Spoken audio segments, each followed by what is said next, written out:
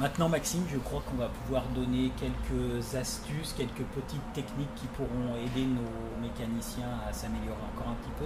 Ils l'ont bien mérité. De quoi tu vas nous parler? On va parler des stylos de retouche, Ouais, d'accord, je vais m'occuper de ça. d'accord. Des cruciformes, Oui, je m'occuperai de ça aussi parce que j'ai remarqué qu'il y avait souvent des erreurs sur le choix des empreintes. Et toi, de ton côté? qu'est-ce que tu penses du lavage?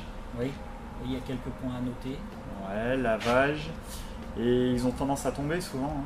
c'est vrai. Ah Ouais. oui, je vois ce que tu veux dire. Pour les leviers, Ouais, d'accord. on va leur en parler. Tu m'avais montré une bonne astuce aussi pour repousser les liquides, les fluides.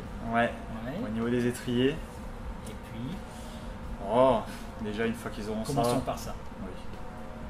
Une astuce qui vaut ce qu'elle vaut, mais pour ceux qui ont des jantes noires, je pense que ce genre de stylo retouche peut améliorer pas mal les effets des coups de démonte pneus, les griffures de rocher ou autres. Au moment de revendre sa moto ou quand on a envie de lui faire une petite beauté, bah voilà, avec ça, on reprend, hop, on met juste ce qu'il faut, on laisse sécher et c'est parfait.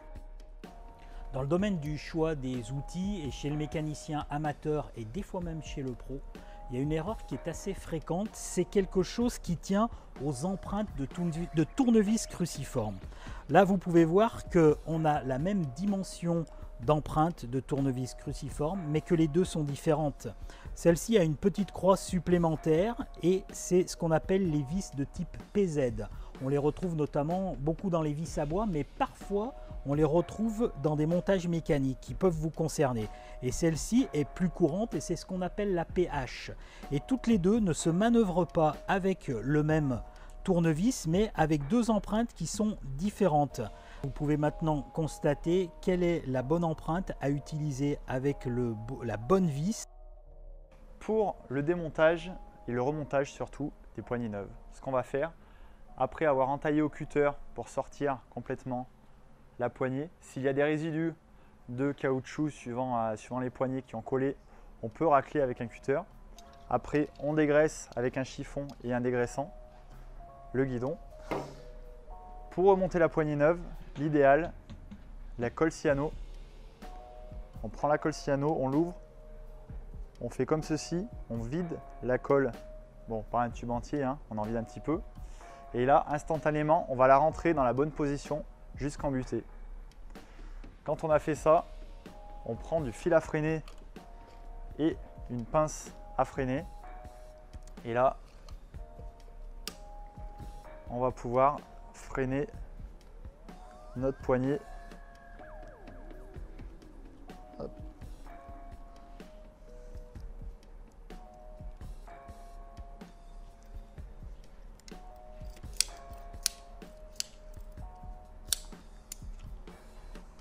On coupe et c'est fini, on l'insère dans le caoutchouc.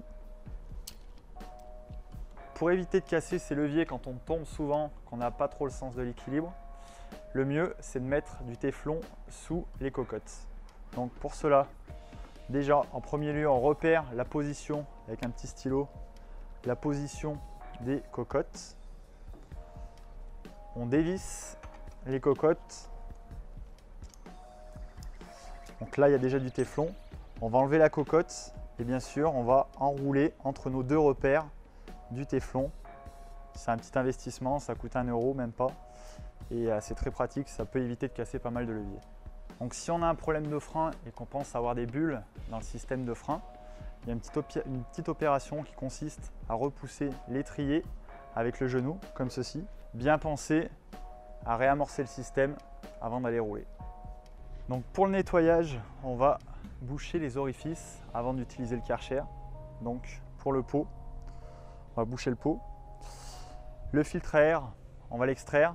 Derrière, on va mettre un chiffon propre. Pas oublier de l'enlever. Et bien sûr, une protection à la place du filtre à air. On va aussi enlever le réservoir pour nettoyer de fond en comble la moto. Donc pour les deux temps, on peut trouver une vis pour mettre dans le trou d'accès d'essence. Et pour les 4 temps, il y a un petit système, un petit préservatif indispensable pour boucher les arrivées d'essence. Après avoir nettoyé la moto est humide. Ce qu'on va faire, on va pulvériser un produit gras sur toute la moto, type Protect and Shine. On pulvérise le produit sur tout le moteur, excepté les freins bien sûr. Après ça, soufflette. On va souffler toute la moto de haut en bas pour chasser l'humidité et répartir le produit. Et en dernier lieu, on va démarrer la machine, on va la laisser tourner pendant 5-10 minutes pour vraiment évacuer l'humidité.